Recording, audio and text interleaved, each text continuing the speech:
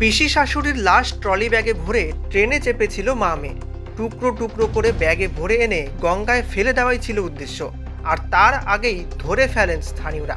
দুই মহিলার হাতে থাকা নীল রঙের ট্রলি ব্যাগ খুলতেই বেরিয়ে আসে এক মহিলার টুকরো টুকরো দেহাংশ।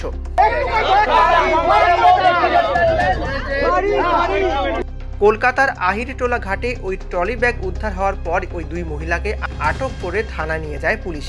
আর সেখানে নিয়ে জিজ্ঞাসাবাদ করতেই বেরিয়ে আসে একের পর এক চাঞ্চল্যকর তথ্য। জানা গিয়েছে ধৃতরা হলেন ফাল্গুনী ঘোষ এবং তার মা আরতি ঘোষ। তাদের কাছ থেকে ট্রেনের টিকিট পাওয়া গিয়েছে। উত্তর 24 পরগনার কার্জিপাড়া থেকে কলকাতার পার্ক সার্কাস পর্যন্ত ট্রেনে আসার টিকিট কাটা হয়েছিল মঙ্গলবার। মনে করা হচ্ছে ওই ট্রলি ব্যাগ নিয়েই ট্রেনে উঠেছিলেন তারা। জানা গেল মৃত মহিলার নাম সুমিতা ঘোষ। তিনি সম্পর্কে ফাল্গুনীর পিসি শাশুড়ি। তার দেহই কেটে টুকরো করে ট্রলিতে ভরে নিয়ে যাওয়া হচ্ছিল বলে অভিযোগ। তবে কী কারণে খুন করা হলো ওই মহিলাকে তা তদন্ত করে জানার চেষ্টা করছে পুলিশ। প্রাথমিকভাবে জানা গেল মধ্যম গ্রামে একটি ভাড়া বাড়িতেই ওই ঘটনা ঘটে থাকতে পারে।